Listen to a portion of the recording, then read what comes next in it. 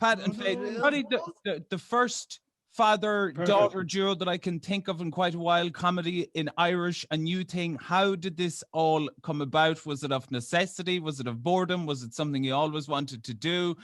How did the two of you come together, even though you're from the same house? I'm her dad. We know each other since she was a child. We go way back. And what drew you to each other? I think the pandemic, to be honest with you. You know, sure. Faye just finished in drama school in Dublin and film school.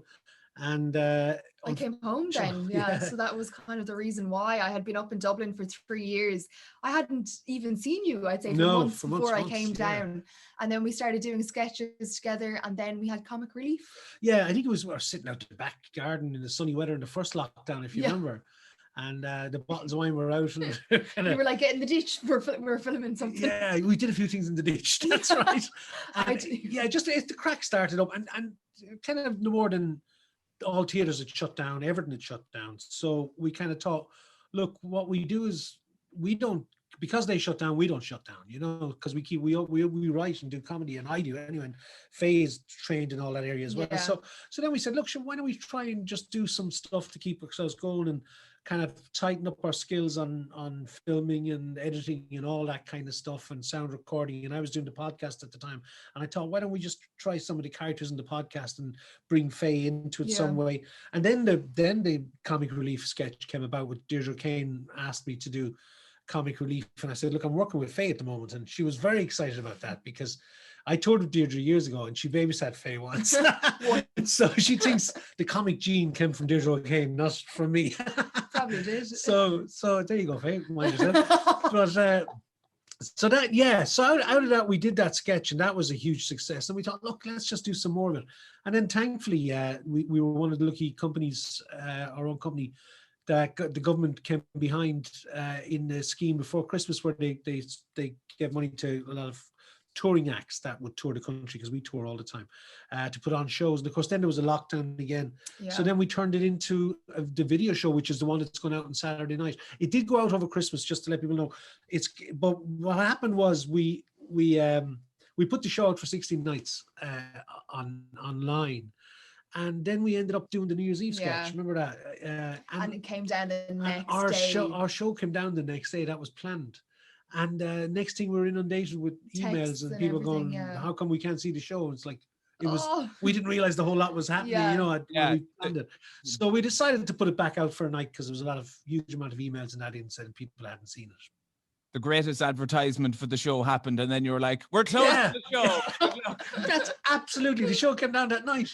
And people the next day go, we must Where can I find it? And I was like, it's down now. We just took it down. There's great planning goes on in this office. I can show you. That's why it's back up anyways on the 20th of February. Yeah, for one night only. Yeah.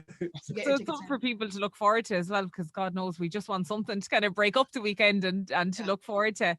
There's not one mention of COVID in the whole show. That's what you need. God. Sorry, I was just wondering, just because you're obviously so well versed in doing sketches, but you always then had the balance of the touring, as you mentioned, and the live audience reaction. So when the two of you are there, like working together and trying to get the ideas, how do you know that something is gold, if you get me, when you don't have that live audience reaction? I think when we start laughing ourselves. Yeah. You know. Yeah. There's two of us here to bounce the ideas off of, which is much easier than one person thinking of it by themselves. We have each other to test the ideas out on, really. And if we don't laugh, then we don't choose it. Yeah, when I was doing the podcast on my own, I thought I was going mad, because I was just sitting there laughing away at myself. It's much easier when there's someone there to laugh at you. Try and do radio in a pandemic. It's like, there could be someone stabbing the radio with a knife, or someone pressing their hole laughing, and you'll never know. Look, I was going to ask, do you miss live shows? But of course you do. But like Faye, it's interesting, Pat being so well known and then not really following in his footsteps, but kinda like, I'm wondering, did you ever try and talk Faye out of a career in the arts? Did you try and put her into it? Faye, did you go for advice? I'm very interested in the dynamic. Yeah, I don't think I was ever pushed into it at all. I was obviously quite used to being on sets, you know, going to behind theaters and going behind everything regarding the arts. I was consumed in it from an early age. So I suppose I was quite comfortable in that surroundings. And then I kind of took it upon myself to audition for drama school. I don't think I told you at the time that I was going for it until I around the stage of getting the audition. And I was like, yeah, just to let you know, I'm doing drama now. And he was like, okay, that's fine, no worries, work away. And that was it. And then it's only recently we've started working together, and even the notion of working together, I never thought it would even happen. I didn't have it on the agenda whatsoever. So I was as shocked as everyone else. Yeah, I think you're going to move to London initially, and you know, you has since got a London agent, so Faye's doing a lot of auditions and stuff there. But yeah, this came about through us sitting at home and being in a bubble, I suppose, and just wanting to work and do what we do, you know. I was wondering, Faye, and I mean this question in the nicest way possible, I really do, but going back maybe more so to your teenage years, how did you take your dad seriously in his parenting role, given, you know, the character he inhabits, or characters? Well, my mother was definitely more the stricter parent. She'll kill me for saying this, but she was the stricter parent. Like, Dad would be like, it's grand, you can have the cookies, work away, we'll get takeaway tonight. Whereas Mum would have been a lot stricter on it. Thank God, because you're pretty. Well, no, I think Lily was the funniest. My other daughter is just a year younger than Faye, and when she used to get mad at me, she'd say, "Do you know what, Dad? People aren't laughing with you; they're laughing at you." Straight to the heart. I used to roar laughing. I'd say, at least they're paying to laugh at me, Lily. None of your friends are paying to laugh at you. No, that was the way she used to have it. Yeah, she's hilarious. But yeah. These laughs put dinner on your table. Money maker here. Yeah.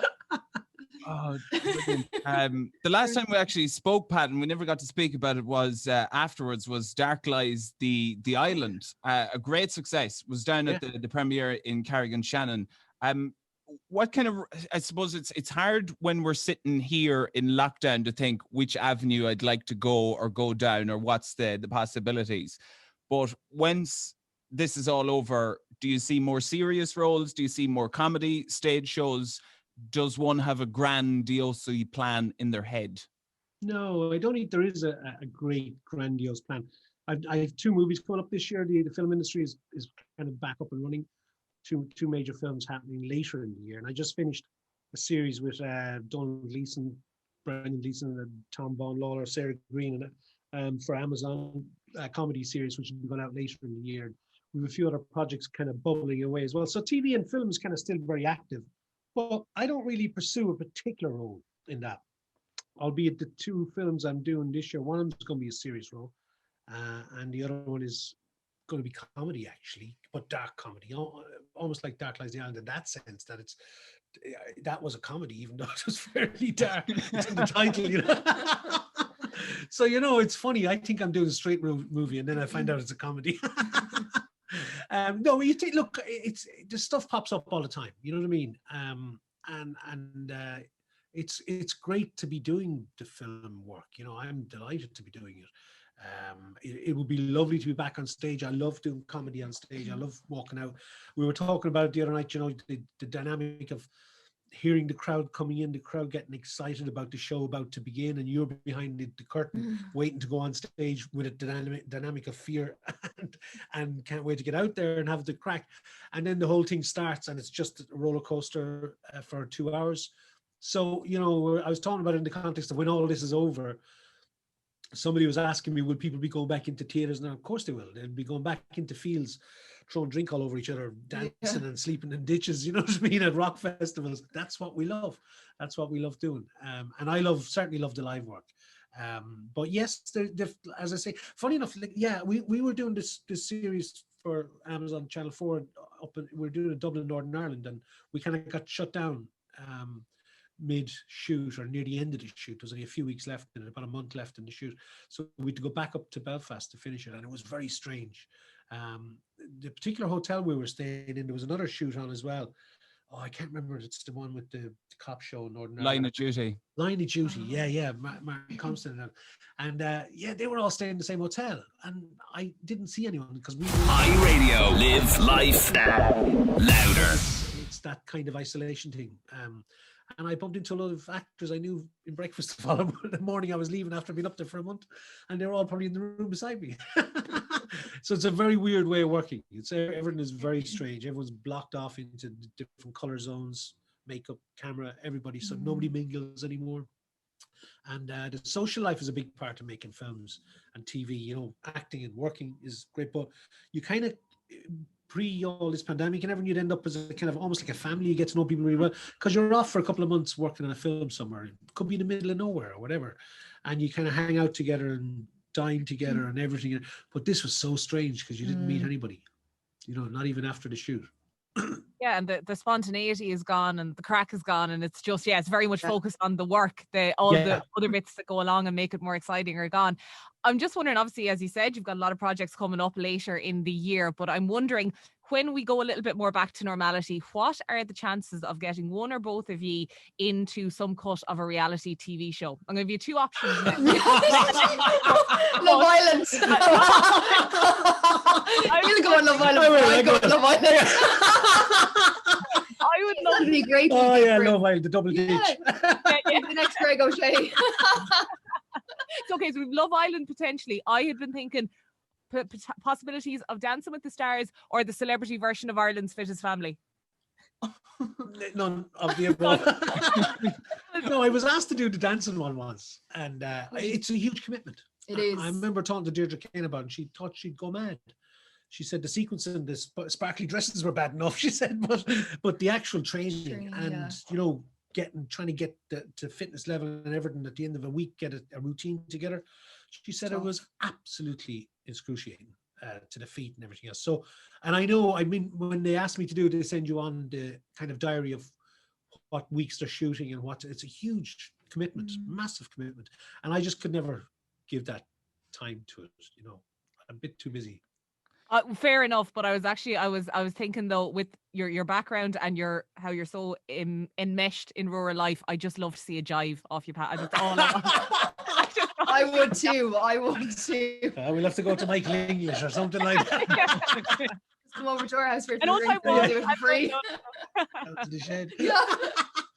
We'll organise a hoolie. If you can't commit to Dancing with the Stars, we'll organise a hoolie to get to see a jive. Do some bit of brush dancing. You'll be waiting for Nuala, I can tell you now. Faye, video, a secret, you know, let's set up a WhatsApp group. We'll just I will, don't you worry. Not for public consumption. Fair enough. Secret camera somewhere. Exactly. One thing that we've always wanted to do on the show, but we never got the right person to give us their opinion on it, is, and this is left field. You know the way cows have different accents from around the world? Well, our theory, okay, so different cows in different parts of the world. So a Scottish cow will have a different mood to a Donegal cow. They'll be similar, but they'll be different. And I'm not going to do that impersonation. Okay. But I fully believe that in different parts of Ireland, different people have different ways of shoeing cows. So the cows have broke out. You're trying to get the cows back in. And if you're from Tipperary or you're from the south or you're from the north, you have a different human. And I'm wondering, if you were tasked with bringing in the cows, what would be the hop, hop, hop, hop, hop, hop, hop, hop. You've done an accent there, definitely. Up to bed.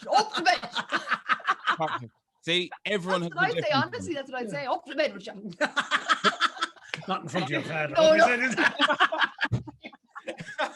I don't want to be around the house. I want blinkers on when that's going on. And Love Island tonight, Pat gets the shock of his life. I feel like it really did come out of left field, and I'll tell you, I'll give you the context, not that you need it now. I came in one morning and I'd been home, my home place even before visiting my parents, and I was like, I'd just driven in and neighbours' cows had come in the gate at me, and they were making absolute hames of the lawn. And my parents, like, that'd drive my parents insane. So I come into Dave the next day, and because I was useless at getting them out, I'd go in and get my parents and be like, here, would you help me get them out the gate? And Dave was like, and what were you saying to them? Like, what was your noise calling the cows? And this sparked this whole conversation. So I wanted to offer you that context. We don't normally bring up cow calls into all interviews. He's quite sane. He's not that mad. I feel this is ruined now. I didn't want you to have the context. I wanted you to go, he's not well. That the pandemic has done terrible things to him. He's not well. No. Guys, this Saturday, 24 hours only. Tell us the show again before we let you go, and forget to plug. Yes, of course. Well, if you want to watch the show, it's streaming from 7:00 on Saturday night. And the best way to get it is go to paashortt.com and just hit on the picture, the image of it, and it'll bring you straight to the ticket office. There's other ways of doing it, but that's the simplest way. www.paashortt.com, and enjoy the show. And the podcast as well that you have. The podcast you get on any platform that it's out there and everything, like Spotify, all that, Apple, and all that kind of carry on. And it's the Wellness Hour with Paaaah. And it's not even an hour; it's only 20 minutes, 30 minutes.